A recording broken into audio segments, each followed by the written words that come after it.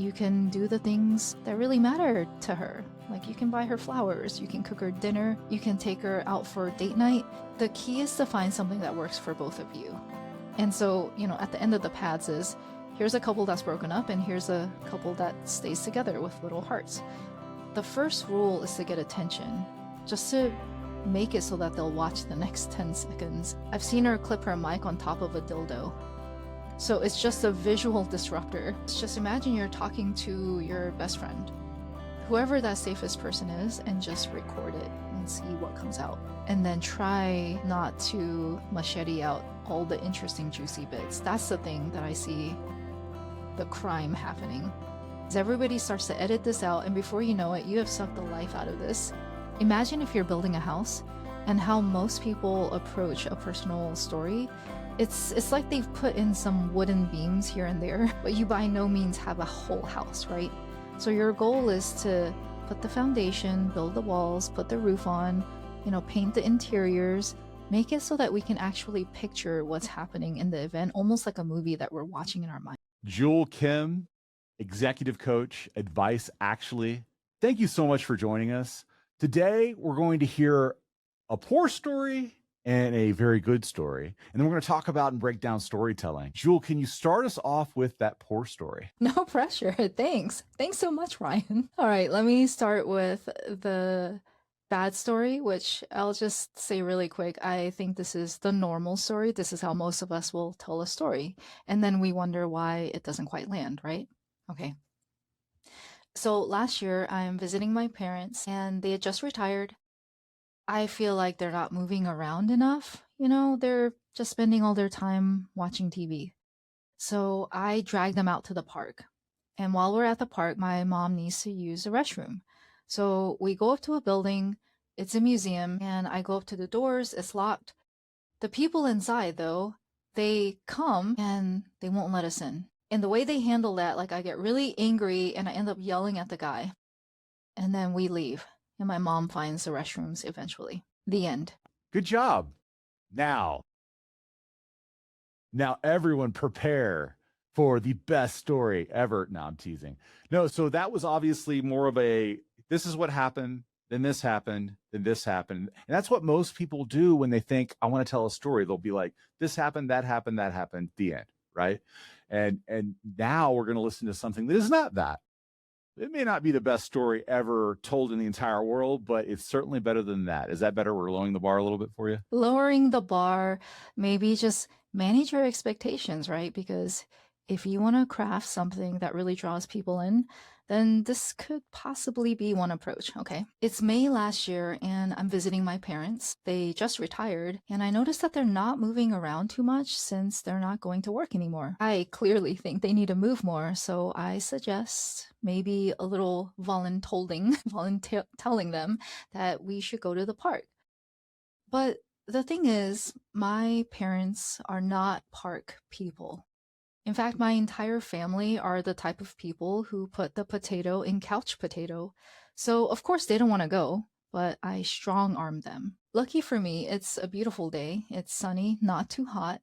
So they let me pile them into the car and we go. It's about 30 minutes at the park and my mom turns to me and says, I need the restroom. Where are the restrooms? I'm like, oh God. I look around. There's nothing in sight. This is a huge park. And then, of course, I'm thinking, is there even any toilet paper? What do we do? But way off in the distance, I see a building on a hill. So I say, okay, Mom, let's go check out that building. We get there, it's a museum. I go up to the glass doors, they're locked. I peer inside, and there are 3 people in there, so I knock. They look at me, they do nothing, so I knock louder. And finally, an older man comes to the door and says through the glass, we're closed. I say, I'm so sorry, sir. My mom really needs to use the restroom. He says, didn't you hear me? I said we're closed. And now the other folks inside who are vacuuming and cleaning up have stopped to stare at us. My mom nudges my arm and says, it's okay, let's go. I feel this heat wave rush over me, which is not like me at all. See, standing up and speaking your mind to a stranger is the last thing I would do. That's my mom's MO, not mine. See, my mom is the quintessential feisty Korean mom you'll see in the K dramas. She's got a hot temper, no filter, anything goes. My dad literally says he can't take her anywhere. But there's something about this situation where I suddenly remember this other moment 15 years ago. I was visiting my parents again, and I'm about to leave to come back home to Seattle. We're on the way to the airport, and my mom says, "You need to have something to eat." So we stop by a Subway sandwich store. She buys the sandwiches, she pays. The cashier hands her the change. My mom looks at the coins in her hand. I watch her count to change. She realizes this is not the right change. So she tells the girl, "Hey girl, this isn't the right change." The cashier pauses. She doesn't say anything. She just opens the register. She takes out the missing coins and she just slaps them on the counter at my mom. My mom looks at the coins. She looks at the girl and she waits. The girl looks back at her like, "What?" And then my mom says, "Girl, you bad." And the cashier rolls her eyes. My mom loses her ever-loving mind. She starts yelling, "Girl, you bad, you so bad. Didn't anyone ever teach you manners?" And now the entire subway is looking at us. In fact, the entire airport is staring at us. I can feel my face turning red. My ears are hot. I'm starting to sweat. The subway manager comes over and tells us to leave. I'm like, "Oh my God, we just got thrown out of a subway store. Great." And I'm standing behind her the whole time. I just want to disappear. I think my mom is crazy. All that for 50 cents. I'm so embarrassed. See, there's something about that memory that's really lingered for me over the past 15 years, and I didn't realize until last year why. Until I'm standing in that park. See, nothing triggers me faster than feeling ignored and disrespected. And I can only imagine what that's like for my 5 foot tall mom, right? Everyone always thinks she's the submissive Asian lady. So here I am. I'm at the glass doors. This man is telling me that they're closed. And this time, I don't shrink. I look at him and I notice he has white hair. And I say, "Sir, how old are you?" He says, "That's none of your business." I say, "Well, I'm guessing you're around 60. You know, my mom, she's 85. I hope one day when it's your turn that someone gives you the grace when you need a restroom." My mom is standing there looking at me like she has never seen me before. I turn to her and I say, "Let's keep looking." We find the restrooms 15 minutes later. My whole life, I've stood behind her so ashamed and embarrassed of her. But that day I stood in front of her. Cheers for Jule. Jule, thank you for sharing your story. How did it feel? It felt good. Yeah, that one's easier to tell than most of my other stories, which you've heard. A lot of the other stories tend to be real, like, what do you call them? Tearjerkers. So it was a relief not to go into that territory. It was nice. I'm sure the story could be improved, but I'm sure anyone listening to the two versions of the story can really tell the difference here. Yeah, well, walk us through some of the differences because I know that sometimes people have trouble hearing two different ideas and holding them in their head at the same time. So, can you walk us through from the very first scene what was different all the way to the last? Well, the first scene is the same in both stories where I say, I'm visiting my parents, it's May. That's where it really starts to go off the rails, though. Because if you notice in the first version of the story, I'm basically summarizing what happened. I don't give you any detail. I don't really use very much descriptive language. So I'm just kind of telling you what's happened in this chronological timeline, right? And if you listen to it, you're like, why is she even telling us this? Because I go from, it's May, we go to the park, they don't want to go, then my mom needs to use a restroom. We go to a place, we go to a museum, and we're like, "Hey, can we use the restroom?" And they're like, "No." And at that point, I'm sure that anybody listening would be like, "Well, it's their right. They don't have to let you use the restroom, right?" So again, you don't understand why I'm telling you this. And I just kind of zoom through the whole thing, and I feel like it was a minute, maybe even less. I'm not sure how long it took me to tell you that. Right. And so then I tell you, I get really mad. Right. So I collapsed down like this entire hurricane of emotion I was feeling and just reduced it to I'm mad. which doesn't even begin to encompass the complexity of what I was feeling that you then actually see in the second version of the story, right? So it's going from scene to flashback and then back to scene, and even where I choose to cut it to insert the flashback. In the first version of the story, I remember I had even taken it all the way through to me telling the man off and then had the flashback. And so even there, the reworking of the story is, where do you put these elements? And it's actually a lot better when you split it right at the height of that action, right? Because now the stakes are, oh my God, this man seems a little bit rude. And also, you have my mom who needs the restrooms. We've all been in that situation, right? So it's like, where do you insert the elements? Like, where's the timing? Where's the cutoff? So I think those are probably going to be the most noticeable things. And then, of course, there's the flashback scene itself. So, very true to life. That one scene in the Subway restaurant has lingered in my mind for this entire time. What I cut out of the flashback this time, so this is now version 2 you're seeing. In version 1, I'd inserted this detail that I realized wasn't really interesting or all that relevant.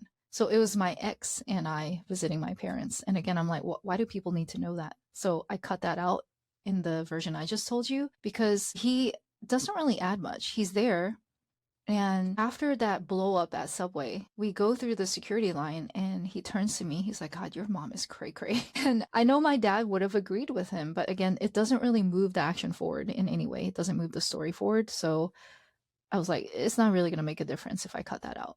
So very many edits. And I would say the story really is all about zooming in on which things, is the change clear? Is it apparent? Hopefully it is. And it absolutely is. Talk more about the change and how you address the change in the first story versus the second. Well, in the first story, there is no change because all I did was just tell you a bunch of stuff that happened, but I didn't tell you what was happening on the inside for me. And that's the change that we're really looking for when we hear a story. That's the difference between a story versus a joke or an anecdote, right?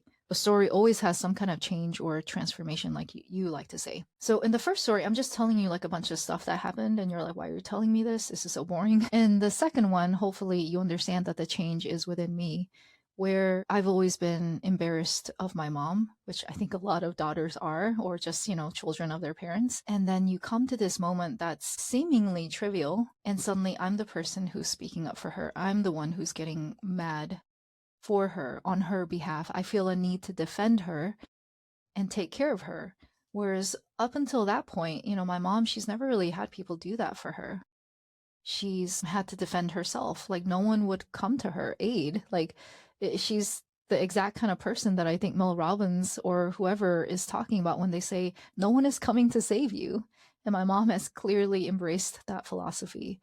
So yeah, it's a pretty big difference now because she knows that I got her back. Let's talk about point of view. Because when I'm listening to this story, I'm thinking, I can identify with the mom here. Or, oh, I can identify with you at this point. Oh, I know someone in my family who I also can't take anywhere, right? There are moments of shifting in point of view here that I think add a lot to the story. They help add context and texture. Can you speak to one of those moments? What's the point of view you're talking about in the story? So the idea that I can't take any of my family anywhere, that's one thing that resonated with me, because I was thinking of a particular family member that is easily triggered, so much so that we sometimes make fun with love, of course. And I'm thinking, okay, the point of view of me feeling the embarrassment of that happening, and I'm relating to your story in part because I have been in those shoes, right? But I'm also thinking of the point of view of that person and how angry they must feel to act that way. Okay, I think I see what you mean. Yeah, in my family and in a lot of families, just like what you said with yours, we often see people, but only from the outer wrapping or the shell, right? We only see the consequences after they are angry and they're blowing up at everybody. Rarely do we stop and think why they're so angry.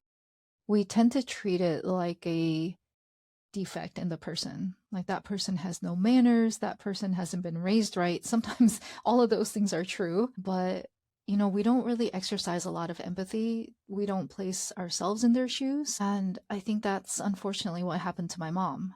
So I'm showing you that same example from different viewpoints, right? Like that's my dad saying I can't take her anywhere. I literally tell you, I'm so ashamed. I'm so embarrassed. I just want to disappear. Like, please, God, let me sink into the floor and just disappear in the subway. Because she's literally yelling at the top of her lungs by that point until we get thrown out. And again, another layer of embarrassment. It's like, who do you know that's ever been thrown out of a freaking Subway sandwich store? And not just the Subway, because it's the Subway that's in the airport. So now we have the whole airport. Everybody in the vicinity is staring at us because, of course, you know what is happening. It's kind of like when you drive by and you see a car accident, everybody slows down and they look. So you have all of those perspective of everybody around. And then I drop in the perspective of my mom. And originally, the way I told the story the very first time I workshopped it was I say, my mom has had a lifetime of feeling unseen. But in a story, you really want the story to remain connected to you, the storyteller. And I realize we have this in common. Is probably why this is also one of my hair trigger moments is whenever I feel disrespected or I feel dismissed or I feel ignored, it's going to be like, oh my gosh, the temper, it turns on. But the difference between her and me is that she is, for whatever reason, felt the freedom to express everything through her mind, like it comes through in what she says. Whereas I've had the opposite, extremely repressed by comparison. And so I think that's the other change is for me to even say something in the moment is extremely unusual for me. So it's a lot of perspective shifts and then hopefully me connecting it and showing that I'm not that different from my mom, even though we handle the situations differently. So the idea of a filter, we have a filter, our loved ones may not, and we still love them, but that can create some fun things, some dramatic parts of life that and you don't have to have drama to tell a personal story, but you do have to explore identity in personal storytelling. Can you speak to how you are exploring identity in this story? Well, here I drop it in, I believe, in two places. So when I deliberately share that she's like the quintessential feisty Korean mom, like what you would see in the K-dramas. I don't think you've seen any K-dramas, but they are a worldwide phenomenon. A lot of people have seen them, and in so many of them, they'll depict the mother as this almost uncouth, very strong personality, very aggressive. In fact, the whole Korean culture is for some reason portrayed as extremely aggressive, just ready to start yelling at you. So, me just saying she's like the mom in K dramas hopefully gives you a little bit of a glimpse into that, like what I mean, right? And then, of course, the scene itself in Subway where she starts yelling at this girl for shortchanging her, which, 50 cents is not that much, but it's not the 50 cents, right? It's the principle. So you have Korean mom identity, and then you have the identity of just the woman who's been unseen, unheard, dismissed. And I think I also said because she's also very short, right? 5 foot, the stereotype, unfortunately, that Asian women are submissive. So there's that aspect too, that you can just do or say whatever you want and they're not going to make a peep. That also brings us to conflict because disrespect is at the center of what's happening here. She sees this as straight up disrespect. When that cashier rolls her eyes, something has to happen here to resolve this enormous disrespect. Can you speak to the conflict specifically and how disrespect plays a role in your story? Well, I included those details in that scene because, honestly, when it happened, we're talking about an interaction where the shortchanging and then my mom saying, you didn't give me the right change, and then the woman just opening the register and slapping down the change, that probably took 5 seconds, right? But the zooming in, because that's really the conflict, and slowing down the rolling of the eyes, I don't know a single person out there who isn't triggered by that, right? And, I added in the detail of the woman slapping the coins down. She didn't hand them to my mom. She slapped it down on the counter. Another signal of disrespect, right? It's definitely not courtesy or Southern hospitality because Alabama, like definitely not the norms there socially. So it's always a question. When you have a story, when you watch movies, say Fight Club or Reacher, you have moments where people deliberately poke the bear, or maybe they're just an a-hole. They haven't been raised right. And then it's always a question, what are you going to do? What's your answer for this? How do you handle that? Because how you handle that moment speaks volumes as to the person you are and your character. And for my mom, what I used to see as a personal character flaw, I actually realized isn't. It takes a lot of guts to stand up and speak up for yourself. Goodness knows I struggle immensely with that. It's taken me so much work and practice to even say, hey man, that wasn't cool. And that is such a polite way to be like, to express what I really think, which is this mother effing hoe, It's like that's really how I feel on the inside. But I feel like it's generally not socially or culturally or professionally acceptable to go about speaking words like that, right? So, hence my version of having worked through this and figuring out what is my way of expressing and expressing enough that I'm going to feel like I'm protecting my own self respect. So, when you have scenes like this in storytelling, I think the biggest mistake we see is that people will gloss over the whole thing. In the poorly told version of the story, the flashback didn't exist at all. But I can only imagine that even if somebody did tell the flashback, they would probably be like, yeah, the cashier gave my mom the wrong change, and then my mom got really mad. It's like, well, why did your mom get really mad? You're not really sharing that. You're not zooming in to the exact gestures or the moments or the tone of voice or the words. Like, that's really what helps people feel that scene with you. Absolutely. And so that's the climax, really. I guess so. Yeah, I guess you're right. It's you have the moment in the park as one, and then you have the flashback that delivers another, I guess. And then everything that happens after the flashback is almost like, I guess it's just resolution. Yeah, the falling action or the resolution or landing the plane, closing the story. Tell us about the art of closing the story in this particular example. Well, in this one, it's interesting because in the previous version, I didn't include the fact that we actually did find the restrooms. And the only reason I included it now is because people have literally asked me, did she find the restrooms? Did you guys find them? And I was like, oh, okay, so that's the question that everybody wants to know. And even though they think it's beautiful to know that this time, it's very symbolic, but also literal that I used to stand behind my mom and this time I'm standing in front of her.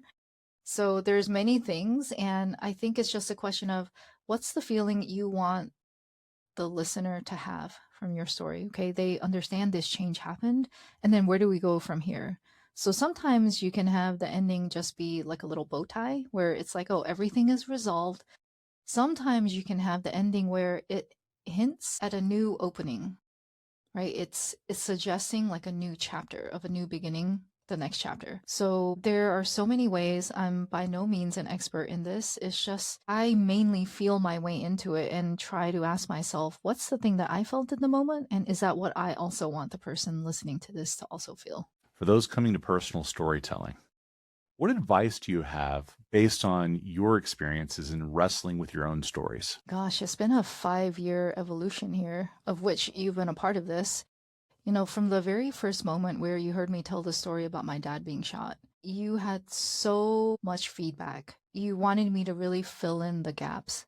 And I think that's what people, number one, fail to do, right? They just leave a lot of gaps. It's almost like imagine if you're building a house and how most people approach a personal story. It's like they've put in some wooden beams here and there, but you by no means have a whole house, right? So your goal is to put the foundation, build the walls, put the roof on, paint the interiors, make it so that we can actually picture what's happening in the event, almost like a movie that we're watching in our minds. And that's probably the number one thing that I see missing in everyone's story when I listen to them. But then, unfortunately, the other thing that I think people really struggle with is they'll bring in too many details that just really don't add to the story at all. So imagine it's like you're building the house, and for whatever reason, you're like, I really love windows, so you decide to just make a lot of windows, and then more windows, and it's like, okay, Maybe the better metaphor is actually doors. You're like, I really love doors. So if you put in door after door and you have a room that's got like six doors, it's like, what room needs six doors? It's like it doesn't even make sense. And I see that happening all the time. And then lastly, I just saw this recently in one of the storytelling examples I've seen is including too many technical details. So nothing makes somebody zoom out or just tune you out faster than having you share so many corporate, technical, scientific lingo, anything in that realm. Too many words that just normal people don't understand. They just stop listening. So it's a lot of that. And yeah, don't be afraid to be vulnerable. You have to really share like what's going on in here, like in here and here. So share what you're thinking in that moment, what you're feeling in the moment. And again, you want to show, not tell. So me sharing those details of I feel this heat wave rush over me. In the subway, I say I start to feel hot. My ears are getting really hot. I start to sweat. I'm showing you how I feel, right, through my physiological reactions. So there are so many details you can sprinkle in. Just like you said, there's no magical formula, but you have to share enough of this so that we can understand what is happening like on the inside for you. Yes. I know whenever I first started this journey, one of the things that helped me so much was focusing on the five senses to add the concrete language. So it's one thing to say, describe how you feel, but what does that really mean? And what you just did there was concrete. It was five senses. It was, where did you feel that? How did you feel that? And you're using the language of those five senses to help communicate that. And I find that really is exceptionally helpful with scripting and working through the words of your story, but it's also incredibly useful for storyboarding. Can you talk about your process? Do you script and storyboard as we teach people to do? Or do you maybe storyboard a little bit first and then script? Or do you just go for it and just start writing and do kind of a brain dump? What's your process? Yeah, you're not gonna like you're not gonna like my answer here. I don't do storyboarding. I still don't really know what that is or how that goes or what that means. I have some vague concept of you're putting some sort of pictures together that is supposed to stitch the story as an outline, but I have no idea how that works. I never do this. I just go for it. I'm like, give me the whole enchilada. You probably don't want to recommend that for people. I think For it's a me, great place to start, though. It's a like great a place to start. Just start, because so many people don't start. They'll say, "Oh, I can't storyboard. My stick figures aren't good, so I won't do that." Right? Or my writing isn't what an English major would do, so I won't do that. Instead of just starting like you're talking about. So this is great advice for beginners, especially.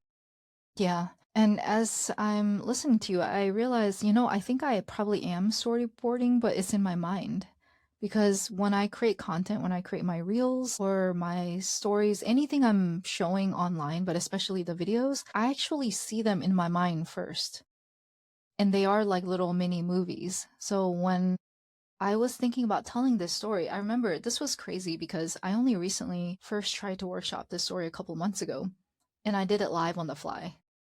I hadn't really put that much thought into it. I just knew that this was one of those things that I wanted to turn into a story, but it felt incomplete in the moment. But then when I got up, it was my turn in the workshop, and I suddenly was like, oh, I think this is a callback to the flashback of this other moment in the Subway restaurant. So I just kind of stitched it together. It was very raw, but what I told you today is not that different from what I told in that very first instance. Really not that different at all. It's just a tiny bit more polished.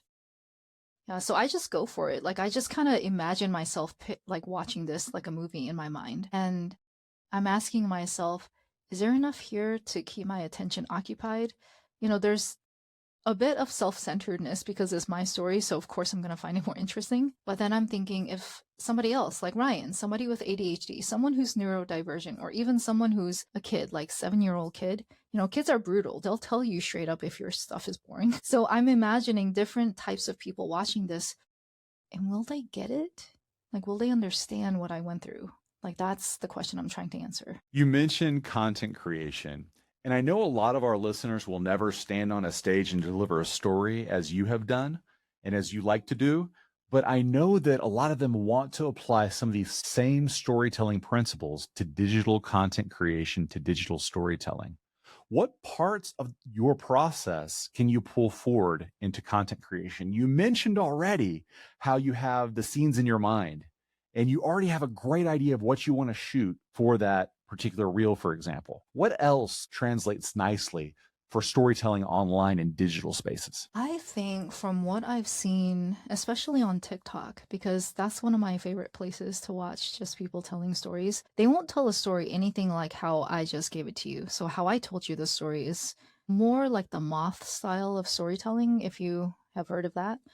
They have a podcast called The Moth Radio Hour, I think. So, that's just one style of storytelling. There's so many different styles or forms that your story can take. And TikTok is wonderful where I really love listening to people. There's this one woman, for example, she shares these stories. I'm pretty sure she's a manager at Olive Garden, and all her stories are about these train wreck customers who cause the biggest issues, or they ask for the dumbest stuff in the restaurant, things that don't make sense. They're just being completely unreasonable a-holes. Okay. So I think just having the detail, narrating the person's tone of voice, inserting the things they've actually said, that always works. Because it's very different to say she was disrespectful versus saying she rolled her eyes or she flipped me off or she shoved this dish off the table. Is very different if I say my mom treated me terribly. That versus my mom has told me that I'm human garbage because I dropped out of law school. So to actually insert what people say or do in these scenes is incredibly powerful, right? Showing, not telling. And you want to learn where to insert descriptors, right? So you share the story, something happened, what did you do, what you were thinking, that all still translates. You'll see those in any of those TikTok stories. There's so many of these accounts of people working retail or a restaurant somewhere, the service industry, dealing with nightmare customers. And we are here for the drama, right? So drama, trauma, it's kind of all in the same territory. How does the scenario or the context of sharing a story and how does the channel affect your storytelling? That's a question that I was recently confronted with. So, as you know, I just got back from Croatia where I delivered a talk as the closing speaker for a conference. This is different from how I've done storytelling before because I've done storytelling in small, intimate workshops. I've told some stories via written form, carousels on my Instagram or LinkedIn. I have a podcast, so I tell tons of stories about myself. But for the on stage in person experience to a crowd of 500 to 600 people, and I have a slide deck, that's what made it different for me. So maybe it shares a little bit more in common with doing an Instagram reel, for example, like a short form video. But usually when I tell a story, I don't have any props, I don't have any pictures. And with the digital medium, right, like Instagram or social media or podcast, you are creating the content without any live audience, right? You create it and then you broadcast it. And then you get any kind of reaction. So, same thing. But when you are telling a story to a live audience, it's drastically different. And then you add in the element of having slides, that's yet another thing. So when I was trying to shape my talk and I wanted to put like a moth style wrapper around the talk, which then had me start the story with, I'm actually, this is the raw version from what I remember. So initially, I showed a picture of my brother on screen and I just said, this is my brother. He and I, we liked to hang out. This is my brother with his kids. They're beautiful kids. She's 9, this boy is 11. And then I fast forwarded to this picture of he's in the hospital and my parents are standing by the bed. And I say, this is him in the hospital last year. He's in a coma and he's passing away because he had a stroke. So I tell that story.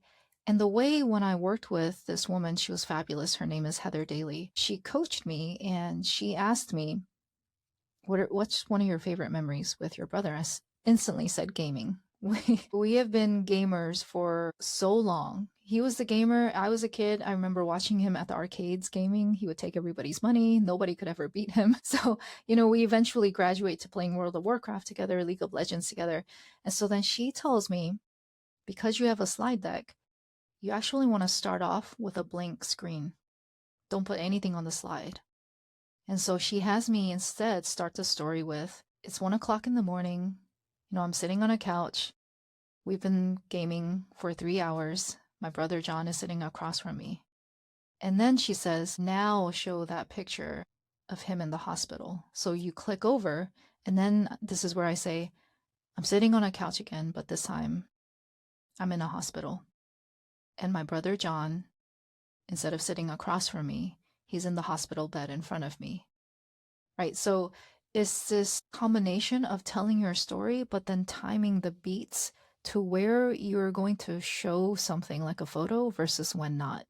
Because when you have anything on the screen, you, the storyteller, are now competing for attention with whatever's on screen. And people cannot take in both. So you have to be really mindful that what you're saying in the moments when there's something on the screen match up and support instead of conflict. And this is where I see a lot of people going wrong is they'll be talking about one thing and then there's a lot of words on the screen that actually point to something else. And so because people are so busy trying to read the words on the screen, they're not listening to you. So then they miss like a crucial part of your story. So that was a really great learning experience for me. It's something that even our mutual friend Christo said was done so well. He was conflicted because he's of the mindset that when you're on stage, you want the slide to always have something there because you never know what picture someone's going to take of you. And you want to make sure that that is behind you as like a really good representation of your brand or your imagery or something. And so when I have those slides that have nothing on them, he was torn because that goes against anything for the future because he's thinking, well, you have an audience of 3,000 here, but potentially you'll have an audience of 30,000 or even 300,000 online when you post this to YouTube or social media. So he's thinking ahead, but then he sees me do it, which he's never seen somebody do it like this before, and he thought it was incredibly effective. So it's really up to you, but you just have to remember you don't want to shove all the pieces at people all at once. You have to be mindful of, well, if this is the medium I'm in, then what are the constraints? So, for instance, me on my podcast, it's audio only. I don't have video. So I know that I have to be more descriptive because people have nothing to see. So that's going to change the kind of stories I share. That's going to change what kind of things I point to or what kind of things I teach. There are real limits here when it's audio only. And limits foster creativity, foster innovation. They force you to think in ways that you might not think otherwise, which I think can lead to some brilliant kinds of storytelling. You mentioned the limits of podcasting. Can you discuss the limits of the other mediums? Well, social media has a real constraint that you have not a lot of time to stop the scroll for somebody. You have to capture attention. And I know we've heard this a million times, but it really is true. It doesn't matter if we're talking about video, audio, an audiogram, a carousel, a photo, whatever it is that you choose to show in those first 5 seconds, it matters a lot. So that's where just learning how to start effectively. And this is why sometimes starting the story literally in the middle of action. This is one of the stories I first told on my Instagram last year, actually, over a year ago now. It was a carousel, so I'm not speaking it, but the title slide, the very first slide you see in the carousel says, "You're not my daughter anymore. My mother is screaming at me." So whether it's words or video, you have to share something that will grab people. And unfortunately, drama is a really great way to do that. So, for a reel and for words in social media, those are two things that are similar. What's different from these platforms?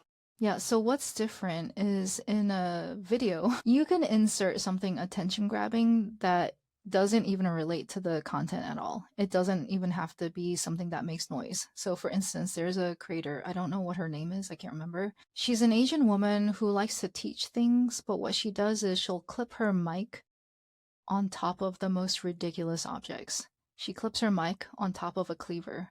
I've seen her clip her mic on top of a dildo. So it's just a visual disruptor, something that you're scrolling through your feed and you see this person holding a dildo and you're like, WTF is happening, right? So personally, I don't lean that way. I don't think that makes sense for my brand, but it gives you an idea of how creative you can get. Yeah, and those visual anchors help stop people in their tracks. What other visual anchors have you seen working well in social media? Well, I personally am a fan of using visual metaphors. So, for example, I'm about to make a video that says something like, you're failing your interviews because instead of telling people this, you're doing this. And the this is the picture outside of a puzzle box. And the this is you're just throwing a handful of puzzle pieces at people. And however you start that, it's something that's so different that I'm sure it's gonna stop the scroll.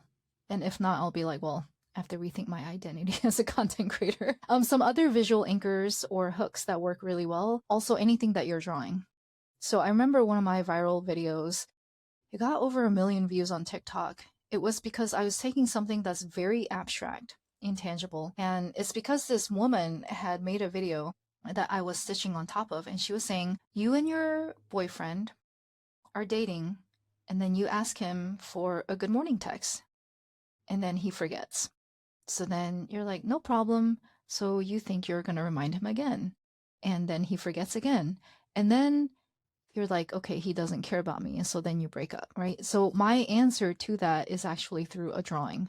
And I show that you think it's about the good morning text, and it's actually about this other thing. And it's like a cloud on the paper. And inside the cloud is written unmet need. And I write the need to be loved and feel cared for. So from that cloud, I show two paths down, right? So I was like, this is the first path where you think as a man, oh, she's asking me for good morning text. You don't understand that the good morning text actually represents her need to feel loved and cared for. Well, guess what? That's not the only way to make her feel that way or to give her that. And so here's another path coming out of the cloud is you can do the things that really matter to her. Like you can buy her flowers, you can cook her dinner, you can take her out for date night. The key is to find something that works for both of you. And so, at the end of the paths is here's a couple that's broken up and here's a couple that stays together with little hearts. So anything that's visual, something that's colorful, something that really demonstrates what you're doing always works. Excellent. So we know visual metaphors work, and that's something that actually is pulled from the oral world of storytelling through because we think in scenes and we think in storyboarding. What else works? Well, there's so many, I guess, just over the top type of examples like Mr. Beast. I mean, Mr. Beast is filthy rich, okay? He has a giant budget, a giant production team. You look at Gary Vee. Gary Vee has an extremely in your face, abrasive personality, at least on screen. So having a personality that breaks the mold, somebody who's willing to really say what they think or be harsh or to say the off the wall things, that always works. But remember, the first rule is to get attention, just to make it so that they'll watch the next 10 seconds. And then the question is like, what are you even making? Are you a lifestyle creator? Are you just sharing the latest haul you got from Amazon? Are you a beauty creator and you're showing here's how to do your makeup like this, not that? You have to think about like what is your main goal and then go for it. And I think not a lot of people adequately factor in their real personality into it. They start trying to put on a persona of what they think is going to be acceptable. And I think the unfortunate reality is that in the world of content or anything on the internet, you are going to have people who hate you just for being you. You can say the most accurate, the truest of true things, and there's going to be that D-bag who's just like, you're dumb, you're stupid, you're ugly. I've shown you some of my comments. It just comes with the territory and it doesn't really mean anything about you. So the advice is not just craft an effective hook, not just visual metaphors, but this authenticity, which again brings us back to personal storytelling and personal narrative. What advice would you give to someone who's struggling to be authentic in their personal storytelling online? I think just pick one thing. If you've already got content out there, and then ask yourself, ask your friends, is this how I normally say that in real life? You already know the answer is no. So rework that content and pick at least just one thing. It could be one sentence, two sentences, and change it to how you would actually say that in real life. And I say that as somebody who struggles with this myself. In the professional world and as an executive coach, I do feel somewhat obligated to live up to a certain level of professionalism, but that's just not how I'm known in my inner circles. Like, I've gotten so many comments on my posts saying I feel like I've just got slapped by a giant hand. And that's because that's a signal of my real personality. Like, I'm known for being really direct. Chris told me on a scale of 1 to 10, I'm a 12. So when you start to water these things down about yourself, you really lose what makes you special. And a lot of times that's actually your X factor. Love that. And I think that's a great place to leave it. Parting thought for our audience who is struggling with personal narrative, who is struggling with creating both their story and the digital versions of their story.